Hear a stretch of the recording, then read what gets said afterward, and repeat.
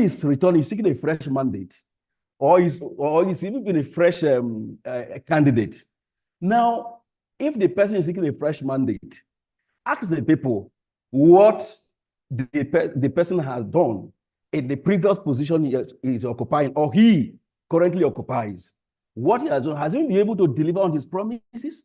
So those are the things we are trying to do here. So, but again, what we again do is that because we want to push out issues, not really personalities. So what we do, like we did in the 2023 election, where we have 3 strong candidates, or about, let's say 4 strong candidates. Then we have some few minor candidates. Let me put it that way. Now, what we did was to put the manifestos together. Bring these manifestos, pick out the salient issues of economy, issues of security, issues of anti-corruption, and all of that. We then analyze these things, then push it out there and say, look at what this candidate is going to do. Look at this, what this candidate B is going to do. Look at what the candidate C is going to do. Now, we now put these things together and push it out there to allow people read. To allow people read and get, to get to know who they want to vote for. So, but in doing all of this, I talked about marginalization group earlier. In doing all of this, we try to reach out to the youth. The youth, that is the young people, they form the bulk of our population in Nigeria. Yeah, over 60%. And so, in fact, in the 2023 election, they really defined the election. They defined the election because they came out en masse to vote for their candidates. So we target the youth, and the way we target these youth is by using the social media platforms, and particularly Facebook, X, Instagram, YouTube, and LinkedIn. We use some of these social media platforms to use it because we know they form, and like we say in Nigeria, I don't know what is said elsewhere, that the future belongs to the youth, that they are future leaders, Yeah. So we try to reach out to them so that they will also give us feedback on what they feel about governance in the country. So we use this platform to push these things out. The older people are not, or the older generation are not too used to these platforms. So these platforms are just for the youth. And so these youths, they give us feedback, what they feel. And and we're making progress in this regard. In the last election, in the 2023 election, out of the 9.4 million voters that registered, I think over 80% of them, I think 7 point something million, were the young ones. Yes, they were the young ones. And so they really play a major role in that election. And so we are trying to put the interests of the marginalized group, in place so that they can also be part of the electoral process. So this is, I don't know if I'll be able to, to respond adequately or appropriately to your question. Thank you very much. Thank you, Festus. Yeah, maybe just a follow-up question would be, do you think the media has capacity to transform, all these activities that are happening on the socials, all activities that are happening, in terms of how you are able to involve the youth and the marginalized? Do these narratives, do they make it to the news? Do they make it to platforms that they can be used for, policy making, for decision making, for, to transform what we are used to? I don't know. Do you think the media has the capacity to handle the workload or the expectations that society has on them? I don't think so. Because even at previous times, we still struggle to get the resources to do our work. We still struggle. And that is why sometimes we look for grants, sometimes we do membership. Sometimes we go out there asking people who can support our work, to support. So we have the capacity to do that, but the resources we don't have. and that is basically the truth, because I'm talking from experience here. I've been here for over 10 years, and we try to and advert, we really don't have adverts to generate resources. So that I don't think we have up to 2% of our funding from up to 2% of funding from adverts. So we have to rely on other areas, to get the resources to do the work. But talking about capacity, I think we have the capacity. African media has a capacity. African media organizations have the capacity. It's just that we don't have the resources, to push through what we really want to do.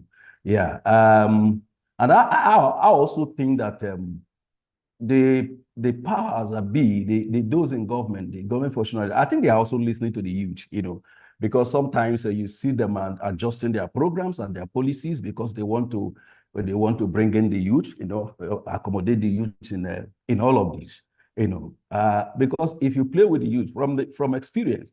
Now, if you look at the role they played in the 2023 general election, you know that the youth are out, and they are ready to pick whoever they want. Then you talk about the protests. The protests are held in the last 4 years. We had the EndSARS protest in 2020. Then we also had one just I would say 2 months ago. That was in August. End bad governance. And they speak. I mean, they speak. They spoke about what they want in the country. And I want to believe that when our president was making a National Day broadcast just 2 days ago, he said he was going to convene a national youth conference. So that indicates that the government is listening to the youth and there may be other marginalized groups. But I think that in the electoral process, the women are still marginalized. The people living with disabilities are still marginalized. So, okay, I think I should just stop here for now.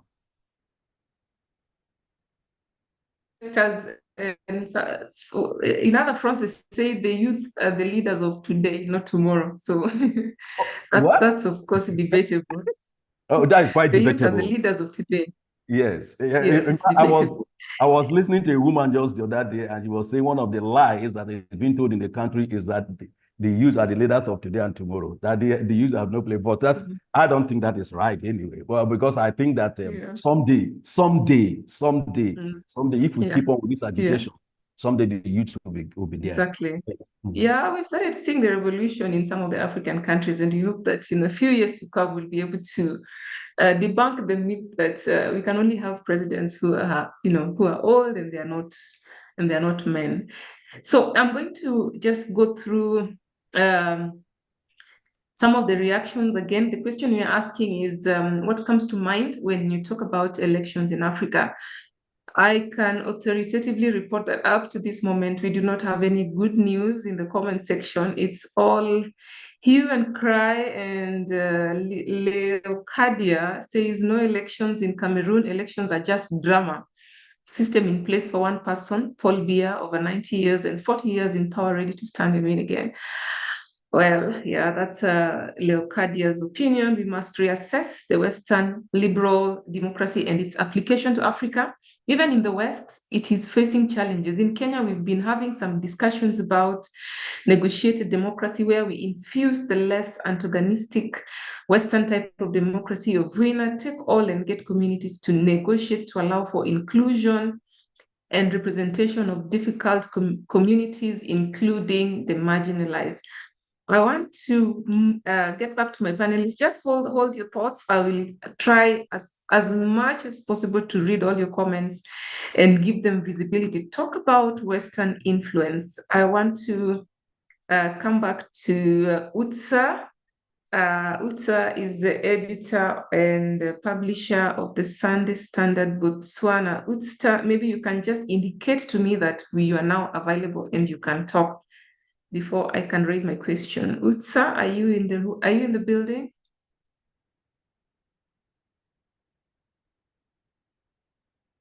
Okay, Utsa. So in the absence of Utsa, I'll go back to Zoe. And Zoe, I'll talk about the standards that have been set, for African elections. We've been benchmarking a lot. There has been talk that Africa benchmarks a lot in terms of media coverage based on what international media is doing. And their coverage, more often than not, is limited to the negative aspects of election processes in Africa. Here we are talking about corruption, violence, weak governance, poor economies. So the question I'm asking you, Zoe, is this the actual picture? Based on the comments that we have seen from our listeners and the participants, do you think that the standards that have been set by international media in terms of covering electoral processes, is that the actual picture on the ground, or is there more to election coverage and processes in Africa? Here we are talking about, Africa being referred to as the dark continent, and we are associated with everything else apart from good news, chaos, and the development, a lot more about what is not happening in Africa. So Zoe, do you think this is the actual picture? Or does the media portray negatively African election processes intentionally?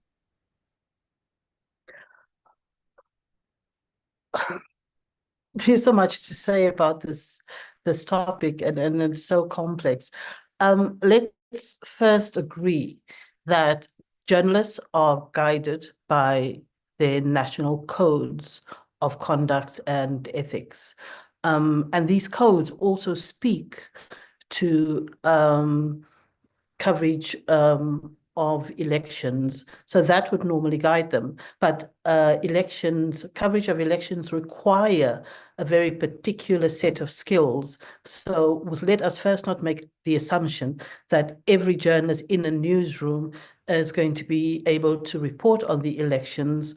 And in most instances, the editorial team would come together and allocate specific themes and beats to their journalists. But that said, let us also make the distinction between how African journalists are covering elections and how Western media is covering African elections. There is a very clear distinction. And in every instance, the way elections is covered is fueled by interest, whomever's interest that is. I think that more and more in our part of the world, we are trying to put the voter at the center of this process. So yes, I did initially say that, this is a more complex issue. We can't just talk, when you asked me this question about election and selection, and yes, people were speaking about a preoccupation with issues of violence and corruption. But, for example, if you were to look as a reference point to the Afrobarometer reports, in Namibia, the last one was done quite recently, I think in South Africa. The last one was done in 2021, 2022. It gives us some insight into where our citizens are in terms of their perceptions of their governments, their perceptions of democracy. It gives us insight into what the young people feel about democracy and elections very clearly. And even if the media does not respond to the ambitions and needs and desires of young people are going to find out that information, and they are operating in their own spaces. Yes, it is a lot more complex. We also have to appreciate the news production process. And these are all different elements, but what is increasingly important, as I said, and I do see efforts being made to put the voter at the center of reporting. And to go back to a question you asked earlier, where you asked about the issue of capacity. Africa No Filter Frey College is developing this toolkit, and that is probably as a result of an observation or an expressed need for responding to a particular gap in the quality of reporting. So again, that immediately speaks to the issue of capacity. So, and the other thing is, I am a huge supporter, proponent of public interest journalism. And public interest journalism and the concept of elections are inextricably tied. Elections determine to a great extent how we are responding to our economy, how we are living our daily lives, the kinds of taxes we pay, etc. I lost my train of thought there for a second, but I hope that I answered your question. I just wanted to point out, when we speak about capacity as well, that we must acknowledge the fact that we are experiencing, the media in itself is experiencing probably its biggest challenge currently in terms of its own sustainability, where we are dealing with shrinking newsrooms, and those shrinking newsrooms where there is an increasingly juniorization of the newsrooms. Journalists and media houses are now facing this challenge of reporting on elections, reporting on it in a way that responds to the needs of their viewers, listeners, readers. So yeah, that must also be taken into consideration. Thank you so much for your thoughts. I'll quickly review some more comments before we can open it up to everyone to probably just have their thoughts shared. It will be very brief, about 10 minutes, and then we can take it back to the panelists to give their final remarks. Thinking around, solutions. How do we transform the status quo? How do we rewrite the African narratives in terms of election reporting?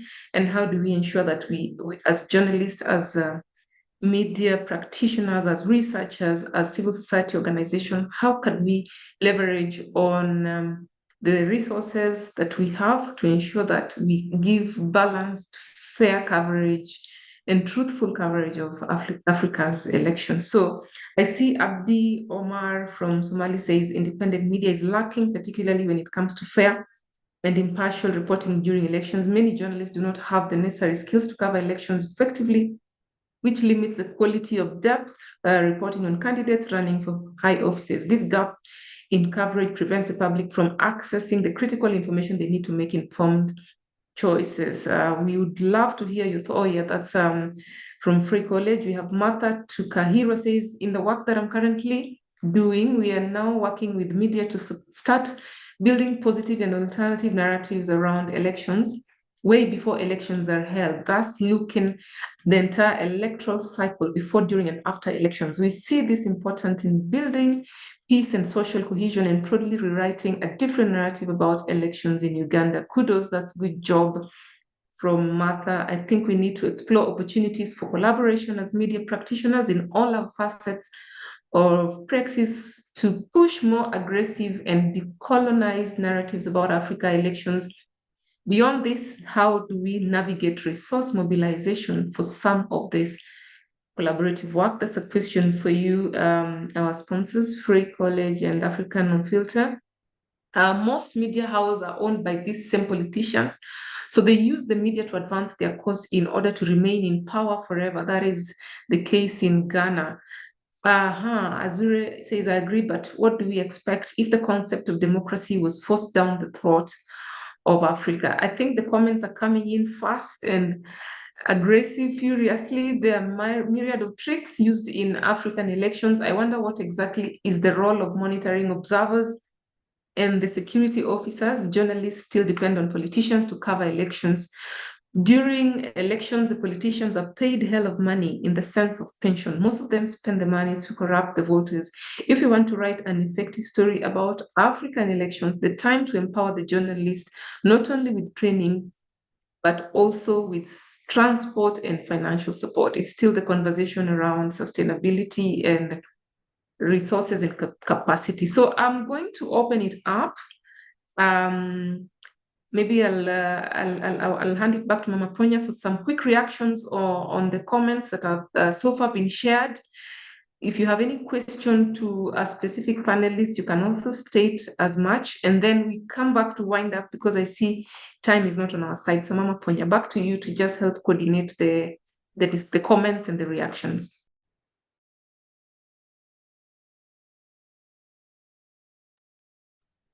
Thanks, Quinta. I think because there's quite a few comments, we wouldn't be able to keep up. What we can do, Quinta, is that I think maybe you can just do one more round with the panelists, and then in terms of having the people engage, we can spend last 10 minutes or so just we can ask people to raise their hands, and maybe we can pick 1, 2, or 3 people who can open their mics and just share instead of going through the comments, because there's quite a lot there. Yeah. Thanks, Mama Ponya, for that direction. So I'm going to come back to you, Mr. Langalanga. The youth issue has really come up in this discussion in terms of their potential, in terms of the youth revolution, participation, and the role of young people in election reforms, as well as, just widening the democratic spaces in different countries in Africa. We've seen a lot of youth uprising and digital activism happening across the continent. How well do you think we can tap into this resource to ensure that we use it for the overall good of advancing positive election reporting in Africa? Mr. Langalanga, as also you give your final thoughts, because I know you might not get the chance to speak after this. Langalanga. Excellent, Quinta. Yeah, I mean, the majority of the African population is young people. And I think with the penetration of digital media and also access to internet, the young people have managed to kind of free themselves of the dichotomies that I referred to earlier. So they are able to, in real time, contribute to ideas and to the discussions on how they feel like their communities should be run. So I think the media, what the media could do to enhance that voice is to engage more with the youth and use what they get from the youth as a way of framing their own stories and then linking them up with the major or the general approach. The other thing that I think is important to do is the media can also play an educative role. If you go to most of these countries, there are national development plans, there is industrial policy plans, and other plans that are sought to advance economic development, which is, I think, is the main deliverable that politicians could do in their societies. So I think there is a need to play an educative role to the communities, to hold politicians to account. Like during election time, what can be done is to go to communities and see what has been promised before and what is being delivered at the moment and what has not been delivered. So I think in the main, it's important to play that educative role and also to enhance the voices of the youth, but also because the youth, I think they play more a role in the digital space. So it's also important to find ways of countering like disinformation and fake news that might also be used to kind of either mute or push for more extremist views in that space. Thanks a lot. Langa, and your final thoughts? Do you have any final thoughts before I release you?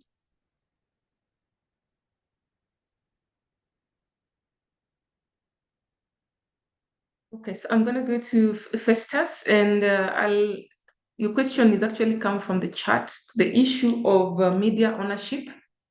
Dr. PP says, may we equally understand that we have both private and public media. In most cases, it's a private media that most often push to balance and ensure that the voice of the people are heard.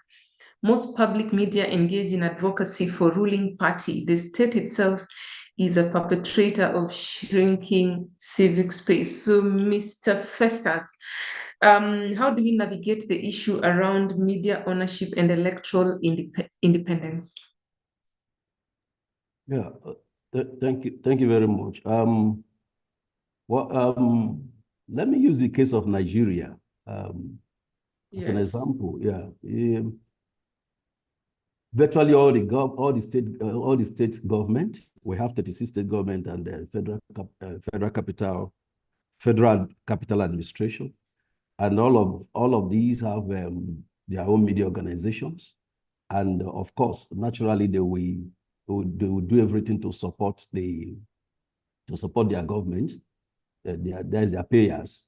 The national government also have the federal government also has its own media organization. So, but we have many private organizations in Nigeria, private media organizations in Nigeria. One of them is Premium Times, which I work for. And so because we are not on the payroll of the government, so we are independent, and so we can report anything we see. During the elections, we can report anything. But government organization cannot afford to do that, because if they do that, they may not even get their pay at the end of the month. In fact, that is even a simpler matter. Sometimes they get sacked, because of maybe because they reported negative issues about the government. And so it's a difficult one, but I don't know how we can balance this. It's a difficult one, because when you talk about resources, government has the resources to promote their media organizations. But we, like I said earlier, the private organization, we're still struggling. And one thing we try not to do is to compromise, despite the fact that we are also looking for resources, to do our work. We refuse to compromise. And everybody in Nigeria knows that whatever you see on our platform is the truth, because we know you cannot bend us, and so, but I don't know how we can do it. But the way around it, if we have to be independent in whatever we report, especially election issues, I think is to look for resources outside the government. Looking for private people who can also invest in such organizations. I think this is the way to go. But I don't know if this can be the major solution. But I think this is, to me, I think this is what we can do. Yeah, I don't think I have more to add. Thank you, Festus. Food for thought. Maybe we need to put that somewhere. We can have follow-up discussion with the Free College, as well as African Unfiltered, and other organizations that are represented in this conversation. Finally, I will get to Zoe, and the question is around representation. One, Jacqueline Michazoreka said in Zimbabwe, when she thinks about elections, she's reminded about women, struggling to access campaign financing. And of course, there are many other issues around representation in elections in Africa. We have the marginalized, the youth, people with disability. How do we leverage on the media to present their case to build around the issues that affect them, to uplift them, and also work on issues of representation. How do we ensure that we are able to build up their capacity so that they are able to actively participate in the electoral process and have the same translated into the media space? Zoe, let's try and talk about representation of marginalized groups in Africa. Okay, as we wind up again. Please, I'm trying to wrap up all my thoughts in this final opportunity that you're going to give me. So let me start with a recurring issue that's come up, and that is the youth. I mean, we speak about the youth bulge and the youth dividend, because I mean that comes with great opportunities and great challenges for us. But I think that it's important that we not look at the youth as an homogeneous grouping. The youth in itself is diverse. And I think that is potentially a challenge for the media to understand the issues of the youth. And then, I mean, I would then appeal to the youth as well to be clear about their agenda, because I'm in terms of the reporting and following discussions, it is not clear to me what the youth actually want. I recently did a kind of social media study on youth and social justice. And what I found, at least in Namibia, that the overriding issue that the youth discuss on social media is the issue of corruption. So if the media then reports on corruption as it relates to the youth, is that pushing a particular narrative? I think we have to have a lot more nuanced discussions about these things. The media must find itself and present itself as being relevant to its audiences first and foremost.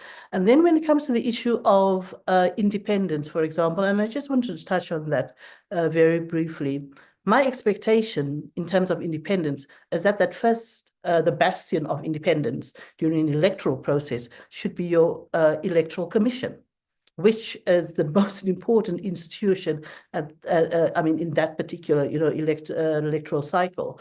And in the absence of that, it complicates the role that the media is going to play, the role that political parties will play. And then all these things are very context specific. So let me speak about the Namibian context, where there are questions about the independence of the Electoral Commission. I personally have questions about the capacity of opposition political parties. In many instances, and I've followed elections in other countries, the opposition parties do not have well-articulated communication strategies. How then would you expect the media to engage with that and to tell a particular story? Yes, without a doubt, women are underrepresented in the political spectrum. In the political ecosystem, in the information ecosystem, in the broader human rights ecosystem, women in politics are underrepresented.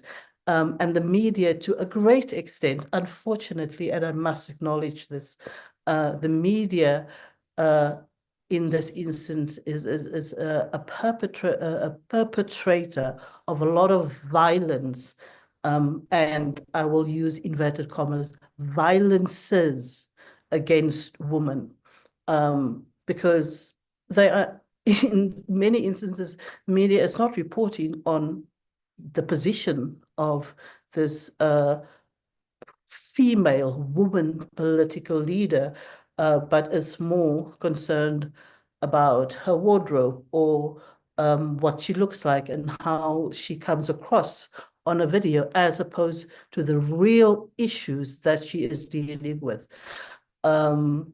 and the issues that she is bringing to the electorate, and political finance also. And I wonder what the concern is around political financing. Is there because there is a lack of confidence in women being able to hold political leadership, to be accountable and transparent once they attain a certain position in political leadership. If you look, for example, at I think Genderling still does the barometer on political leadership or parliamentary representation of women, and from what I've read in recent years, there is an equalizing effect, but again, that must be considered in a much more nuanced effect. In Namibia, another example, we have what you call the zebra system. So when at the end of the day, you will have general parity in terms of male-female representation in parliament. But we also have to come back and question the quality of that representation. There are so many issues that come to mind, and then this becomes a challenge for the media, because the media must translate that for the general populace. The media has an incredibly important role to play, and all that I can ask for is that the media steps it up and make the elections a really relevant and poignant event. We will not talk about elections as events, but a process for citizens. Thank you. Thank you, Zoe. Thank you for the challenge. Media need to step up. And at this point, I'm going to hand it back to Mama Ponya to coordinate a few rounds of reactions. Then we can. Thank you so much, Quinta, and thank you for moderating that discussion. And absolutely, you're right, Zoe. And one of the main findings in the guide and through our discussion is this thing of looking at elections as this event that comes every 5 years. But if you're going to tell the election story well, you really need to look at it as a process that goes from one election to the next election. I know that we've actually run out of time. And I mean, and thank you, Quinta, that as you were going through the discussion, you were also taking people's comments and questions, because in respecting people's time, I do want to just close up now. I know we had said that we would give time for Q&A, but I feel like we don't want to take up too much because we know that it's a busy work day. Especially for journalists, it's almost the weekend, so we don't want to take up too much of your time. So I do want to just go ahead and close, and I'll start in closing. I'll start by saying this guide, I think it's part of answering. It's a small part of answering also the challenge that Zoe had, because if the media can work effectively, then some of these challenges we can be able to meet head on.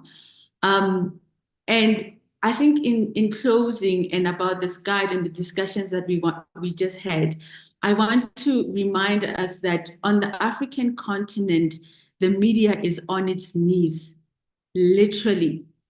Media organizations are on their knees, they're closing down. Journalists are not getting paid because financially we are not doing well.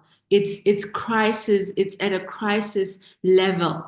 And in there's many discussions that are happening around how we save our media, how we save journalism on the African continent. And one of the main things that keeps coming up is the role of the media and our communities understanding the role of the media as the fourth estate, as support for journalism not being an option. And that can only be a reality if journalism really begins to serve the majority, which are usually also the underprivileged.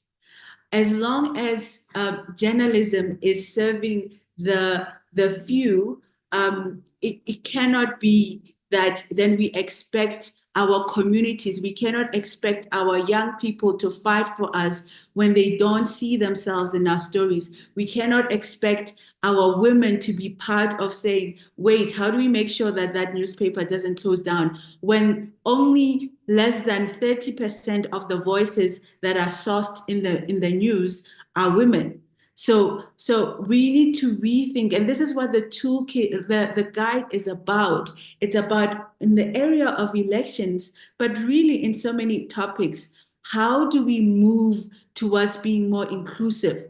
How do we really take up our position as media, as the fourth estate, so that in a way that's part of our sustainability model, that communities feel part of what we do, and the journey to fighting for and saving our media is not just it's not just the responsibility of the media house, because we know that the media house are failing because it's so hard to be financially sustainable. So part of what we need to do, and part of our sustainability, financial sustainability, is in the role that we play and how people understand it and how people interact with the work that we do. And this guide is really one of the main reasons we are so proud of it, is really a way moving us forward to that, to a more sustainable media, to a media that tells nuanced stories.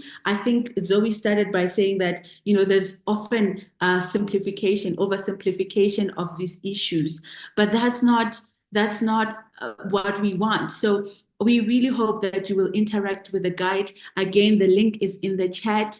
And thank you so much for joining us. I do want to I would have loved to have a chance to give the people who helped build this up, the people we had focus groups on. I would have loved to give one or two people a chance to just share their feelings, share their thoughts and their experiences. And I've seen some of them in the chat group. Unfortunately, because of time, we cannot do that. But I want to, once again, on behalf of Africa No Filter and on behalf of Frey College, I want to thank you so much for giving of your time.